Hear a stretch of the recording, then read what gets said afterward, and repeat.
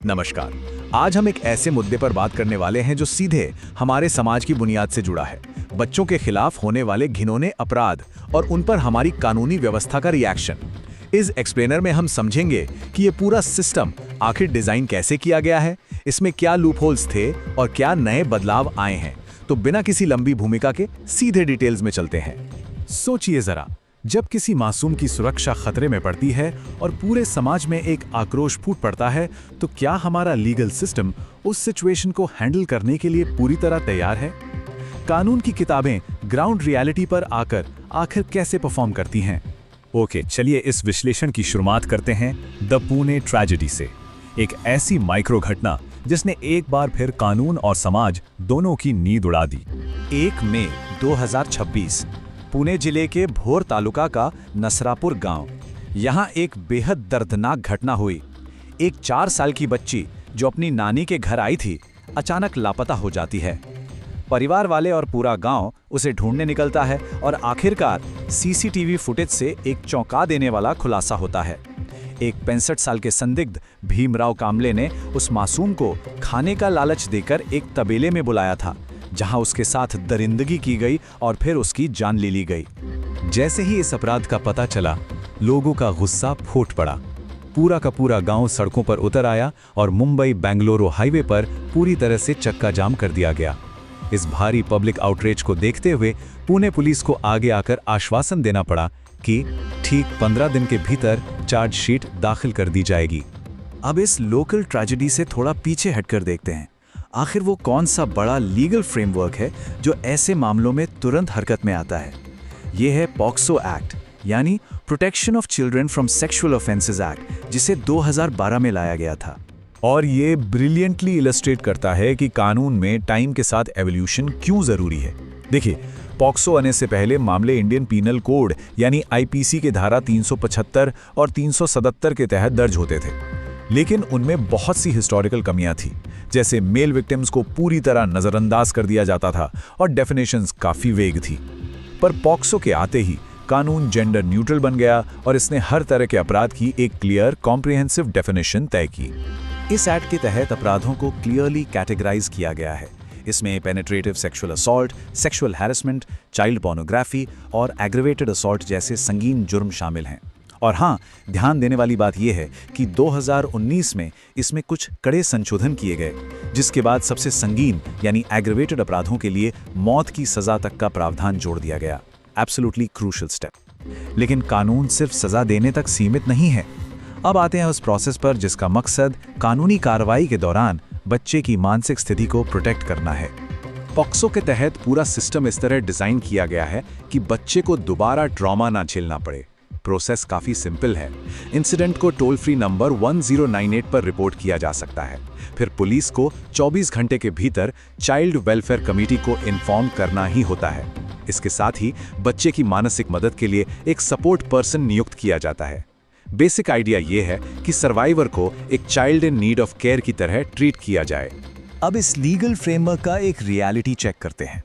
Intentions तो पूरी तरह ठीक हैं, पर क्या एक्चुअली में लॉ नेशनल स्केल पर वैसे ही काम कर रहा है? चलिए एनसीआरबी यानी नेशनल क्राइम रिकॉर्ड्स ब्यूरो के डेटा पे नजर डालते हैं। अब जो चीज़ यहाँ सबसे ज़्यादा ध्यान खींचने वाली है वो है रजिस्टर्ड केसेस और कंप्लीट हुए ट्रायल्स के बीच का मैसिव गैप। 2022 के डेटा को ही ले लीजिए।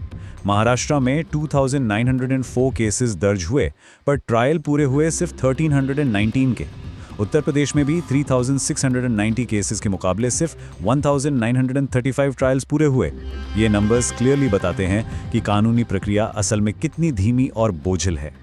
पूरे देश का डेटा देखें तो तस्वीर और भी साफ हो जाती है। 2022 में कुल 31,516 रेप केसेस दर्ज हुए, जिनमें से 26,508 में चार्जशीट दाखिल हुई, पर ट्रायल्स सिर्फ 18,517 मामलों में ही पूरे हो सके। मतलब समझे आप, लगभग आधे केसेस उसी साल कंप्लीट ही नहीं हो पाए। ये एक बहुत ही सिवियर जुडिशियल बॉटलनेक है। तो इस भारी बैकलॉग और डिले को काउंटर करने के लिए सरकार ने क्या किया? उन्होंने एक स्ट्रक्चरल सॉल्यूशन निकाला, जिसे हम फास्ट ट्रैक स्पेशल कोर्ट्स या FTCs कहते हैं। और इस सिस्टम को प्रैक्टिकली बैकअप देने के लिए निर्भया फंड से राज्यों को 1008.14 करोड़ रुपए की मैसिव फंडिंग रिलीज की गई ताकि पैसे की कमी कहीं से भी रुकावट ना बने। ये फास्ट ट्रैक स्पेशल कोर्ट्स खास तौर पर रेप और पॉक्सो एक्ट के केसेस को तेजी से निपटाने के लिए बनाए गए हैं। अक्टूबर 2024 तक देश के 30 राज्यों और केंद्र शासित प्रदेशों में 750 एफटीसीज एक्टिवली काम कर रहे हैं, जिनमें से 408 एक्सक्लूसिव कोर्ट्स हैं जो सिर्फ और सिर्फ पॉक्सो केसेस हैंडल करते हैं। और हाँ, इन कोर्ट्स का इम्पैक्ट भी दिखा है। इन्होंने अब तक 2,87,000 से ज्यादा केसेस डिस्पोज किए हैं। ये कोई छोटा नंबर नहीं है, लेकिन स्टेट लेवल पर पेंडिंग केसेस अभी भी एक पहाड़ की तरह खड़े हैं। जैसे अकेले आंध्र प्रदेश में ही 6,59,400 केसेस पेंडिंग हैं। मतलब कोर्ट की स्पीड बढ़ी जरूर है, पर बैकलॉग का स्केल ही इतना विशाल है कि चुनौती अभी भी बरकरार है। अब आते हैं इस एक्सप्लेनर के आखिरी और सबसे क्रिटिकल हिस्से पर, ऑनगोइंग इम्प्लीमेंटेशन चैलेंजेस। जब कानून जमीन पर आता है तो क्या फ्रिक्शन पैदा होता है? बड़ा सवाल यह है कि क्या ये कानून जमीन पर बिल्कुल परफेक्टली काम कर रहा है? लेजिस्लेटिव थियरी और रियल लाइफ एप्लीकेशन के बीच की फ्रिक्शन को निष्पक्ष रूप से समझना जरूरी है। जमीनी हकीकत पर कुछ मेजर फ्रिक्शन पॉइंट्स निकल कर आते हैं। पहला है मैंडेटरी रिपोर्टिंग।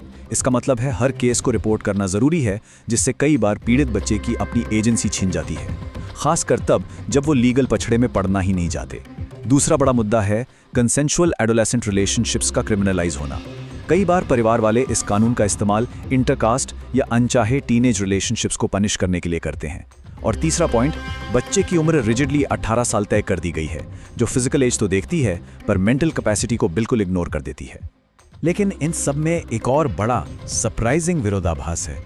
पीओसीएस की मैंडेटरी रिपोर्टिंग सीधे medical termination of pregnancy act के साथ टकराती है। अगर कोई नाबालिग लीगली और सेफली अबॉर्ट करवाना चाहती है तो डॉक्टर को पीओसीएस के तहत पुलिस को बताना ही पड़ता है, और इसी डर से कई माइनर सेफ मेडिकल मदद लेने से डर जाते हैं। ये ग्राउंड लेवल की एक बेहद कॉम्प्लेक्स लीगल रियलिटी है जो लॉस के अनचाहे परिणाम को सामने लाती है। तो इन सभी पहलुओं को देखने के बाद एक आखिरी सवाल हम सबके सामने आता है। कानून बनाते वक्त इंटेंट तो डेफिनेटली बहुत ही पावरफुल और प्रोटेक्टिव था, लेकिन इस सिस्टम पर पड़े भारी बोझ और उस इंटेंट के बीच की इस खाई को हम आखिर कैसे भरेंगे? बच्चों की सुरक्षा और न्याय का ये इवोल्यूशन अभी भी जारी है और इस पर लगातार सोचना जरूरी है। इसी विचार के साथ आज का ये विश्लेषण हम यहीं खत्म करते हैं।